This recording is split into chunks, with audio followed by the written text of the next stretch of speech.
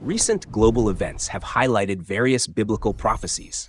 However, developments currently unfolding in Israel are distinct from anything observed in decades, possibly centuries. After nearly 2,000 years, a significant event is occurring in Jerusalem. The role of the high priest is being restored. A male individual has been selected, trained, and prepared to assume the duties of Israel's high priest. This moment is profoundly connected to the end-time visions recorded by the prophet Daniel over 2,500 years ago. This is not merely symbolic or historical. This represents prophetic fulfillment. Before proceeding, we invite you to subscribe to our channel if you have not already done so. Our content offers insights into biblical prophecy, archaeology, and signs of the times from a faith-based and accessible perspective. To comprehend the significance of the high priest's return, it is necessary to review the context of the Old Testament. In ancient Israel, the high priest was the sole individual permitted to enter the most holy place within the temple. This occurred once annually on the Day of Atonement, Yom Kippur, to offer sacrifices for the sins of the people. However, following the destruction of the Second Temple by the Romans in 70 AD, the entire priestly system ceased. For nearly 2 millennia since, there has been no functioning priesthood, no sacrificial offerings, and no temple. Nevertheless, end-time prophecy indicates that all these elements must be reestablished before certain predetermined events occur. The book of Daniel reveals that in the final days, sacrifices will resume and subsequently be halted again. Daniel 9, verse 27 states, "Then he shall confirm a covenant with many for 1 week.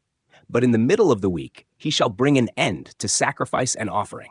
And on the wing of abominations he shall make desolate, even until the consummation which is determined is poured out on the desolate." This prophecy implies a future temple where daily sacrifices will be reinstated, as in ancient times. Consequently, this necessitates the presence of priests ready to serve, led by a high priest. Therefore, the news of Israel selecting and training a high priest warrants contemplation. For many years, the Temple Institute, based in Jerusalem, has diligently worked to prepare all necessary elements for the rebuilding of the Third Temple. They have meticulously recreated holy vessels, priestly garments, the golden menorah, the altar of incense, and even the Ark of the Covenant, based on ancient models. Furthermore, they have trained men from the tribe of Levi to serve as priests. These individuals are verified descendants of Aaron, learning ancient traditions, purifying themselves, and preparing to serve once the temple is ready. Now, for the first time in modern history, one of these men has been designated as a potential high priest. His name remains undisclosed to prevent political controversy or opposition. However, sources affiliated with the Temple Institute confirm he has undergone training in all ancient rituals, including the Day of Atonement sacrifice. He is prepared to assume this role at any moment. This is not speculative. This is occurring presently. The fact that these developments are unfolding within our generation is remarkable. For nearly 2,000 years, the Jewish people lacked a nation, a temple, and a priesthood. Yet, in 1948, Israel was reborn as a nation. In 1967, they regained control of Jerusalem. And now, within our lifetime, we are observing the revival of the priesthood and the preparations for the temple. Jesus Christ himself spoke of the last days and cautioned vigilance regarding a specific sign mentioned in the book of Daniel. In Matthew 24:15, Jesus states, "Therefore, when you see the abomination of desolation, spoken of by Daniel the prophet, standing in the holy place, whoever reads, let him understand." This warning is directed at those living during a period when the temple has been rebuilt and sacrifices have recommenced. It refers to a future moment when the Antichrist will desecrate the temple in the midst of the 7-year prophetic period, commonly referred to as the tribulation. For this event to transpire, the temple must first be rebuilt, and the high priest must be in place. Thus, if the high priest is now prepared, it suggests that the remaining events could occur sooner than widely anticipated. One of the final steps remaining before sacrifices can recommence is the appearance of a red heifer, a perfectly unblemished young cow used in a specific purification ceremony detailed in Numbers 19. The ashes of the red heifer are essential for purifying priests and the temple area from ritual impurity, particularly from contact with the dead. Without this purification, sacrifices cannot be performed. Remarkably, in recent years, several red heifers have been born. Some have even been transported from Texas to Israel. These heifers are meticulously monitored to ensure their purity. If even 2 non-red hairs are found, the heifer is disqualified. However, to date, several remain qualified.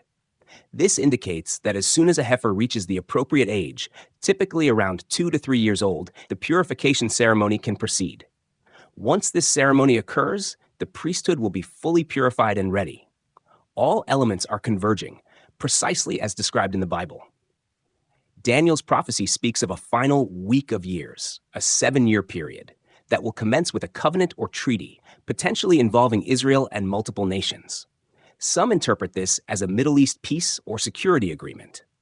In the middle of this 7-year period, the Antichrist will break the agreement, enter the temple, and cease the sacrifices. This marks the manifestation of the abomination of desolation. Therefore, with the priesthood prepared and the red heifers nearing maturity, and with increasing tension in the region daily, we must consider, are we standing on the threshold of Daniel's 70th week?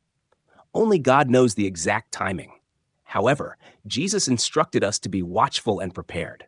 He warned against complacency. Matthew 24:42 states, "Watch therefore, for you do not know what hour your Lord is coming." We are not called to predict dates, but we are called to discern the season. And every aspect of this historical moment suggests we are closer than ever before. This is not a time for fear. It is a time for faith. If the high priest is prepared, if the temple is imminent, and if prophecy is unfolding before us, then we must draw nearer to God. These signs are not intended to instill fear, but to awaken us and remind us that Jesus is coming soon. Ensure your heart is right with God. If you have not yet committed your life to Jesus, now is the time. He is not only the Savior, but also our eternal high priest. As Hebrews 4:14 declares, "Seeing then that we have a great high priest who has passed through the heavens, Jesus the Son of God, let us hold fast our confession." No earthly priest, no temple, no sacrifice can ever supersede what Jesus has accomplished. Yet, these specific events must transpire as they are part of God's grand plan for the conclusion of this age. Therefore, be ready, be vigilant, and be encouraged. We are living in one of the most compelling and prophetic eras in all of history. The return of the high priest is not merely a religious ritual, it is a prophetic signal. It points us directly to the words of Daniel, Jesus, and Revelation. All elements are rapidly falling into place, and as the pieces align, we can be certain of one thing: God is in control, and His word is becoming reality before our eyes. Thank you for watching. Please subscribe to our channel for more faith-based videos on prophecy.